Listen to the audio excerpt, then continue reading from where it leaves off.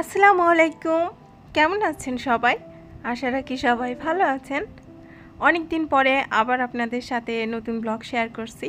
আসলে এমন একটা ইন্টেনশন ছিল যে যখন থেকে আবার আপনাদের সঙ্গে কন্টিনিউ ব্লগ আপলোড করতে পারবো তখন থেকে আবার শুরু করব। তো এর মাঝে দীর্ঘ একটা মাস কেটে গিয়েছে। আশা করি আমার আপুরা আমাকে ভুলে যাননি, তাই না? ঈদের পরে যে রোজা থাকার কথা, রোজা থাকবো থাকবো করে কিন্তু আর হচ্ছে না। তো ভাবছি যে এই থাকবো থাকবো করা বাতি দিয়ে থাকা শুরুই করে দিই। তো ইনশাল্লাহ এই যে রোজা রেখেছি আর কিছু কাজ গুছিয়ে নিচ্ছি। এখন যে জারগুলো রিফিল করছি এগুলো রমজান মাসেই কিন্তু আনা। তো কিছু থেকে গিয়েছিল, ওইভাবে পলি ব্যাগে করে রেখে দিয়েছিলাম। তো ওইগুলোই আবার কিন্তু রিফিল করে নিচ্ছি। এখন যে গরম পড়ছে এই খাবারগুলোই এখন ভরসা। আর চিংড়ি শুটকি তো অন্য শুটকি তো আমি খাই না, শুধু চিংড়ি শুটকিটাই খাই। তো যে কারণে এই শুটকিটা যখনই পাই অনেক করে কিন্তু কিনে রাখি। এখন যে হিট সেলিং মেশিনটা দেখছেন এটা কিন্তু আমার জন্য অনেক হেল্পফুল। এই যে বিভিন্ন প্যাকেট যেগুলো রিফিল করি এগুলো কিন্তু আবার অবশিষ্ট কিছু থেকে যায়। তো অনেক সময় দেখা যায় কি অন্য জারে রিফিল করলে ডেট এক্সপায়ার হয়েছে কিনা এটাও কিন্তু লক্ষ্য থাকে না। আবার অনেক সময় দেখা যায় কি কিছু কিছু খাবার অনেক দিন চলে যায়। তো এই ক্ষেত্রে এটা কিন্তু আমার জন্য খুবই হেল্পফুল। আর এই অবস্থায় কিন্তু কোনো পোকা লাগবে না, সুজি নষ্ট হবে না, এভাবেই কিন্তু অনেক দিন আমার চলে যাবে।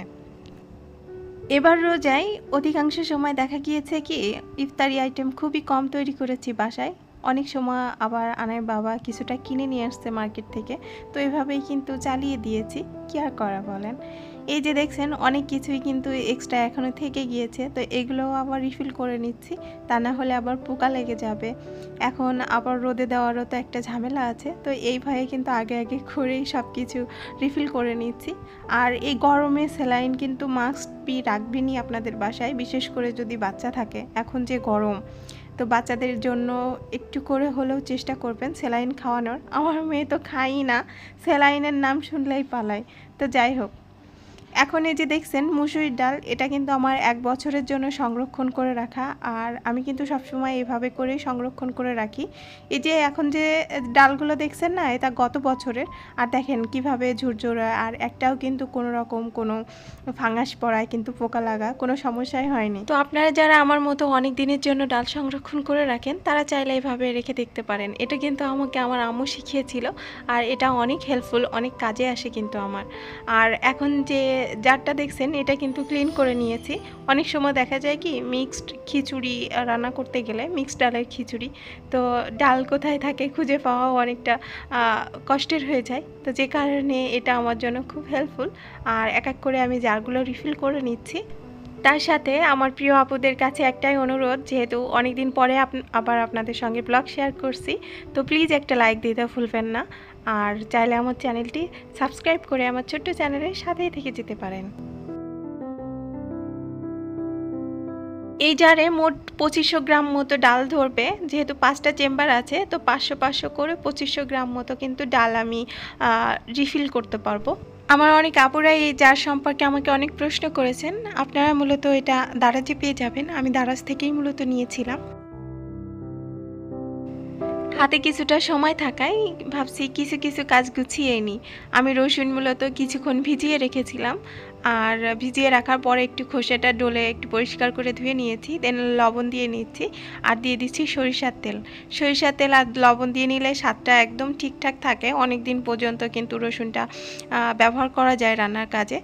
আর উঠাতেও কিন্তু খুব সহজ হয়, ফ্রিজ থেকে বের করে সামান্য একটু ছোট স্পুন দিয়ে একটু নাড়া দিলেই কিন্তু অনায়াসে ভেঙে যায়। তো এইভাবেই কিন্তু আমি রেখে দিই, আমার সময়টাও অনেক সেভ হয়। আপনারা চাইলে ট্রাই করতে পারেন। আচ্ছা, এই একটা মাস আমাকে কি মিস করেছেন আপনারা? আমি কিন্তু আমার প্রিয় আপুদেরকে অনেক মিস করেছি, বিশেষ করে আমার প্রিয় কিছু আপুদেরকে যারা সব সময় আমাকে ভালোবাসা দিয়েছে, নিঃস্বার্থভাবে আমার খোঁজ খবর নিয়েছে, আমার ভালো মন্দ সুখ দুঃখের সাথী হয়েছেন, ইভেন আমার মেয়ের জন্য অনেক অনেক দোয়া দিয়েছেন। তো সে সমস্ত আপুদেরকে কিন্তু আমি অনেক অনেক বেশি মিস করেছি। আর আপনাদের দিনগুলো কেমন কেটেছে চাইলে কিন্তু আমাকে কমেন্ট সেকশনে জানাতে পারেন। আমার প্রিয় আপুদের খোঁজখবর রাখতে পারলে আমার কিন্তু অনেকটা বেশি ভালো লাগে। আর আমি কিন্তু অনেক বেশি খুশি হব জানতে পারলে। এই হিট সেলিং মেশিন সম্পর্কে আমার অনেক আপুরাই কিন্তু জানতে চেয়েছেন। এটা আমি মার্কেট থেকে নিয়েছিলাম, যশোর মার্কেট থেকে। আপনারা কিন্তু দারাজেও পেয়ে যাবেন কিংবা বিভিন্ন অনলাইন শপেও পেয়ে যাবেন। 3 থেকে 350 টাকা মেবি নিবে, তো আপনারা দেখতে পারেন। এখন গরমে যে অবস্থা, বিশেষ করে বাচ্চাদের কিন্তু এখন বিভিন্ন সমস্যা হচ্ছে, যেমন ডায়রিয়া হচ্ছে, জ্বর হচ্ছে, বমি হচ্ছে। এই সমস্যাটা কিন্তু এখন সচরাচর হচ্ছে। আর বিশেষ করে গ্রামে তো কারেন্ট, শহরে তো যাই হোক থাকে, গ্রামে কিন্তু কখনো সখনো আসে থাকেই না বললেই চলে। আমি কিছুদিন গ্রামে ছিলাম, তো কি অবস্থার সম্মুখীন যে হয়েছি সেটা আমি আসলে জানি, তো এই জন্য বলতে পারছি বিষয়টা। তো এই গরমে আপনারা একটু চেষ্টা করবেন বাচ্চাদের উপর একটু বেশি টেক কেয়ার করা। বড়রা তো নিজেদের মতো পারে, আসলে বাচ্চারা তো করে না, আর শেখা দিলেও তো করে না। আমার মেয়ে তো আছে, আমি তো জানি। তো আপনারা চেষ্টা করবেন একটু ঠান্ডা জাতীয় খাবার দেওয়া, একটু পানি জাতীয় খাবার দেওয়া, একটু স্যালাইন খাওয়ানোর, একটু বেশি বেশি করে পানি খাওয়ানোর। এই গরমের ভিতরে বেশি সমস্যা হচ্ছে কিন্তু ঘুমের, তাই না? আর ঘুম ভালো না হলে চোখের নিচে যে কালো দাগ পড়বে, এটাই তো স্বাভাবিক, তাই না? তো আমি যেভাবে ঘরোয়া উপায়ে একটু সমাধান করার চেষ্টা করি, চলুন আজ আপনাদের সঙ্গে শেয়ার করি। আমি এখানে একটা ছোট্ট আলু নিয়েছি, আর এটা পরিষ্কার করে ভালো করে মুছে নিয়ে দেন খোসা সহই কিন্তু কেটে নিয়েছি। আপনারা চাইলে ব্লেন্ড করে নিতে পারেন। আমি হামানদিস্তা একটু ছেঁচে নিচ্ছি হালকা করে। এটাই আমার জন্য অনেক হেল্পফুল, কারণ এই যে মিহি মিহি হবে না একদম, এই যে গোটা গোটা কিছুটা থাকবে, এই রসটা কিন্তু অনেকক্ষণ পর্যন্ত থাকবে, তো যেই কারণে। আর এভাবে আলতো করে লাগিয়ে কিছুক্ষণ রেখে দেওয়ার পরে যখন শুকিয়ে আসবে, তখন একটু ভালো করে ধুয়ে নিলেই কিন্তু হয়ে যাবে। আর একটা কথা বলি, আলুর রসে কিন্তু সামান্য পরিমাণ চুলকায়, আর যাদের অ্যালার্জির সমস্যা আছে তারা কিন্তু মোটেই ভয় পাবেন না, একটু হালকা চুলকায়। আবার শসার পেস্টটা কিন্তু বেশি হেল্পফুল, কিন্তু আমাদের বাসায় সচরাচর শসা থাকে না, তো যে কারণে আলুই একমাত্র পন্থা আমাদের, তাই না? কি বলেন? এদিকে রোজা যেহেতু আছি, মনে হচ্ছে একটু পাতলা খিচুড়ি করি সবজি দিয়ে। মনে হচ্ছে, কেন জানি না, এই গরম, তারপরে মনে হচ্ছে সবজি খিচুড়ি হলে বেশি ভালো লাগবে সারাদিন রোজা থেকে।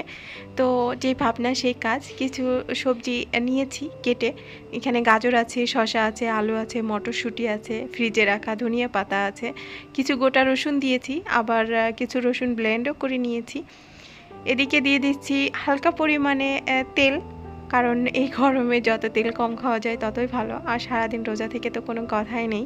আর দিয়ে দিচ্ছি পরিমাণ মতো হলুদ, আর লবণ দিয়ে দিচ্ছি পরিমাণ মতো। কেমন হবে আসলে জানি না, রোজা আছি, আশা করছি ইনশাল্লাহ ঠিকঠাক মতোই স্বাদটা হবে, কি বলেন? এদিকে আগে থেকেই ব্লেন্ড করে রাখছিলাম কয়েক প্রকারের মশলা, আর রসুন পেঁয়াজ এগুলো আবার একটু ব্লেন্ড করে নিয়েছি, আর হাতে মাখিয়ে নিচ্ছি। খিচুড়িতে হাতে মাখানোর স্বাদটাই অন্যরকম, তাই না? আর আরেকটা কথা আপনাদেরকে শেয়ার করি, এই গরমে অনেকেই কিন্তু ফ্রিজে ঠান্ডা পানি খাচ্ছে। তো ঠান্ডা পানি আপনারা খাবেন ঠিক আছে, সেটা অবশ্যই চেষ্টা করবেন আর একটু নর্মাল পানির সঙ্গে মিক্সড করে নেওয়া, তা না হলে কিন্তু কাশির সমস্যাটা হবে এই গরমে। তো যাই হোক, খিচুড়ি কমপ্লিট হয়ে গিয়েছে, আর ইফতারেরও বেশি টাইম নেই। এদিকে খিচুড়ির চেহারা দেখে মনে হচ্ছে তো এখনই খাওয়া শুরু করে দিই। যাই হোক, পরবর্তীতে মনে হয়েছে না, আমি রোজা আছি তো জাস্ট মজা করলাম। আপনারা এই গরমে কিন্তু চেষ্টা করে দেখতে পারেন এমন খিচুড়ি রান্না করার। তো আজ এ পর্যন্তই, আল্লাহ হাফেজ।